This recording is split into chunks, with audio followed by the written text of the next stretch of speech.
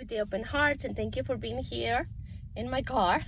I just want to give you a heads up. I took a couple of days off because April frequency started flow coming through.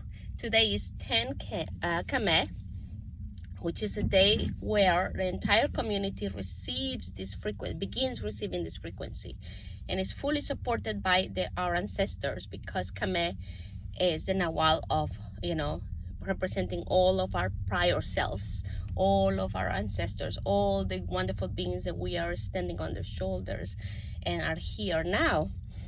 Is also the Nawal of transformation. And when I felt this frequency coming in already from, the April gateway that started flowing in, it really kicked my butt. It went off my tailbone, just went like that, like a click, and then it went up my spine, to my neck, to my left side. Again, we are to my right side. We are dislodging this arranging, unplugging, disconnecting from the false masculine. So the neck went right to the it went through the right, and it was like really uncomfortable. So I think that's what it was, some more rearranging of the divine masculine frequencies within my body. But the main thing was my tailbone and the spine, the lower spine. And that tells me that for April, we really need to be grounded. We have arrived, so we are in a new platform. And if we don't have our sure footing, we're gonna have a difficult time moving in and about and creating. So that frequency that I felt right in my tailbone and going up also is the frequency of primal fears. And to not move into fear, we need to be grounded, fully grounded into the new crystalline template, the new crystalline grid. So that is, it seems like it's going to be very essential for April to be grounded, constantly check your grounding. Where are you standing, and how are you creating the future in this new platform? Are we still using the past to inform our future? Okay, because a lot of us are so used to running our histories and bringing in the past to create the new, the future, that is so hard to let that go. So catch yourselves, where are we using the past to inform our future when we're creating? Don't use any of the old references.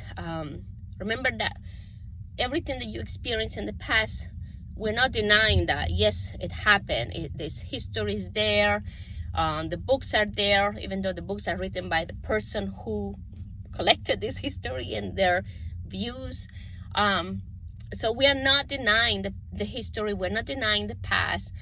Just remember that when you look at this experience and when you went through this history, you were painting these experiences with your meaning. You were giving meaning to these experiences from your personality. You were using different glasses. You were using different veils that we had, that we don't have anymore.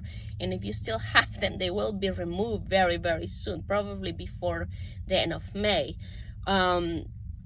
So we're not denying what has happened to us or what has happened in the world, but we are not using all of this luggage, all this history, to process the future and to create the future anymore.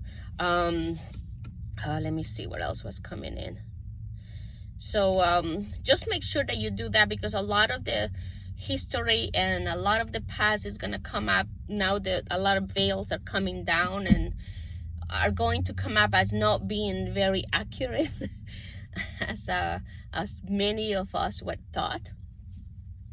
So stop using the past to inform the future or to create the future. without denying history, because a lot of people get upset because, you know, this happened and this happened to me and this happened to my country and this happened to my culture and this happened to my gender. It happened. We're not denying that it exists. It was there, but we're moving forward. We already extracted everything we needed from these experiences, and we are moving forward. Now, as I was sitting yesterday with this pain, I actually had to call my chiro, and he was so wonderful. He got me in right away to realign my spine because it was really bad. When we are trying to let go of the past, a lot of times we forget forgiveness, okay? When we are holding forgiveness, when we are not able to forgive ourselves, because all is self-forgiveness. It's not like you have to forgive somebody else. All forgiveness is self-forgiveness. When we are holding forgiveness from us or from, you know, imagine somebody else, unforgiveness keeps us put. It freezes us in the past. So that's why it was so important. All the ranting I was doing for months and months about forgiveness. And yes, so let go. See where you haven't forgive, what you need to forgive, what person, self, country, lake, mountain, whatever. Let go, okay? Just unplug that, because forgiveness keeps you in the past. Codependent relationships keep you in the past, and love, which is not really love, with strings attached, keeps you in the past. Those are cords that, you know, that suffering thing that, you know, but I did all this for you. How can you not see that? And now you are doing like that. You don't love me. I love you so much. And, you know, relationships or parents, teacher parent, and children parent, anything like that, you know, any kind of attachments to the way you want that relationship to work and it doesn't, is a cord that keeps you stuck in the past. So that has to go. Work your relationship.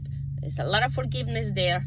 So understand that this wanting the relationship to be this way, which is a different way than it is presenting, it's freezing you in the moment in the past.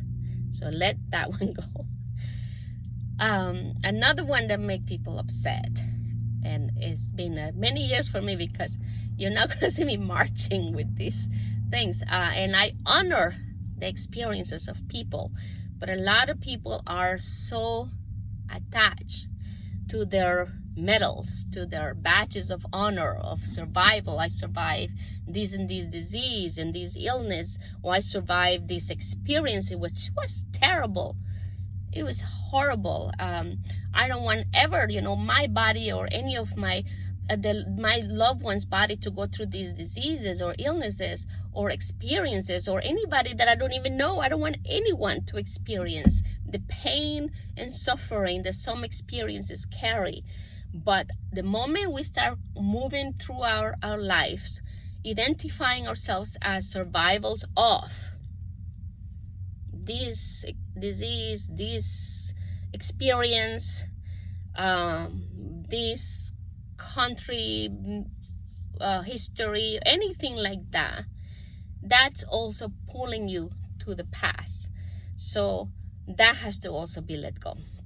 You got to cut all those cords, because coming in April, you really need to be able to ground into the new. You want to hold on to, you know, get those chakras on your feet open and spinning and working, because you're going to need to ground on the new grid. The highest crystalline grid, you know, it's available to you. That's where you want to ground. But if you are being pulled by these cords of unforgiveness and loves with strings attached, and the medals of honor and the badges of honor that you want to carry with you everywhere, and the colors that identify you, and the flags, you know, the flags that identify you as this and that from the past, or even borders, you know, the country borders that divide us, all that identification is from the past. So that's, you already see that it's being dismantled, so there's no need to go on that crazy rabbit hole. But it needs to go, because you have to, one, be able to ground yourself really good in the new grid in April. The other thing I was feeling is the massive amount of light. It was so bright, white light coming through the spine. Needs a lot of room, and that's why we really need to let go of the past, because most of the stuff that we have stuck in our, you know, put away in our shelves, some shelves are nicely put away in our conscious mansion, you know, with little, in our internal castle, and has little boxes or our childhood and all the, like, the traumas from when we were a teenager, or the loves that never happened, or the love that happened and, you know, and it did not end the way we wanted. So those things are nicely stuck up in nice little shelves within our fields, and we need the room. We are going to need lots of room to integrate that light that is coming through already. So today, being 10 Kame, it's a wonderful day to begin working on this.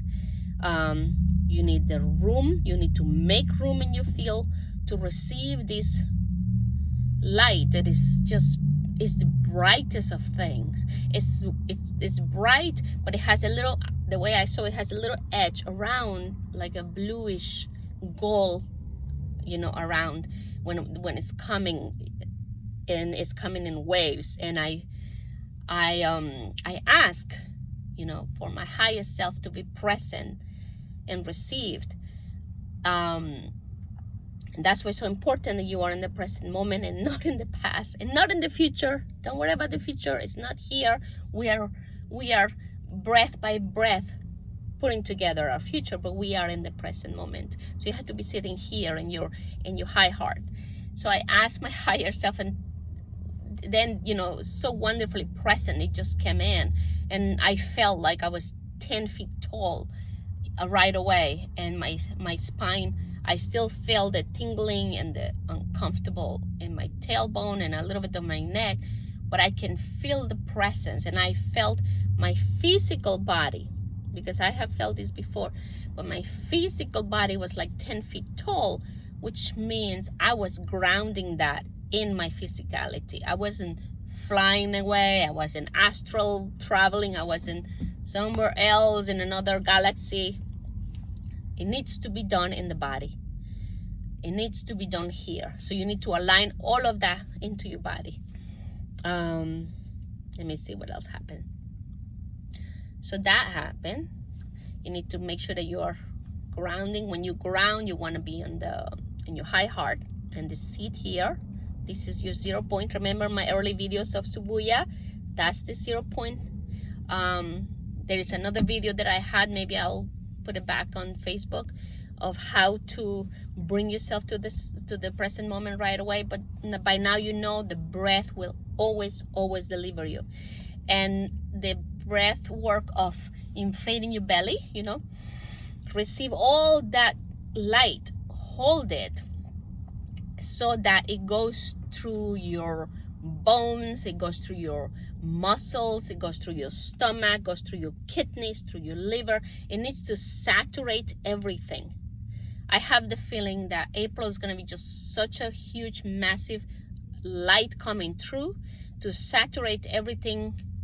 May, we're probably going to be a huge adjustment to that, but it needs to saturate. I was seeing the bone marrows, I was seeing adrenal glands, I was seeing the hormones, all our glands, they secrete this beautiful hormones, all our sacred liquids.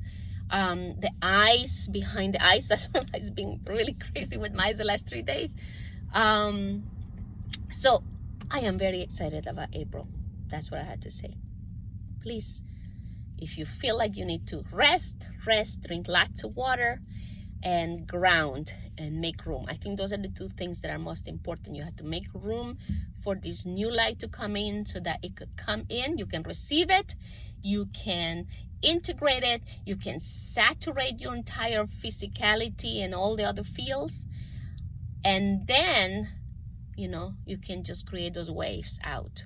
Okay, we are the change. You don't have to go and change the world. You need to do this work. You need to I'm sorry, I don't want to sound like I'm telling you what to do. This is what I feel I need to tell you, but you do whatever is your highest guidance. You listen to your inner guidance.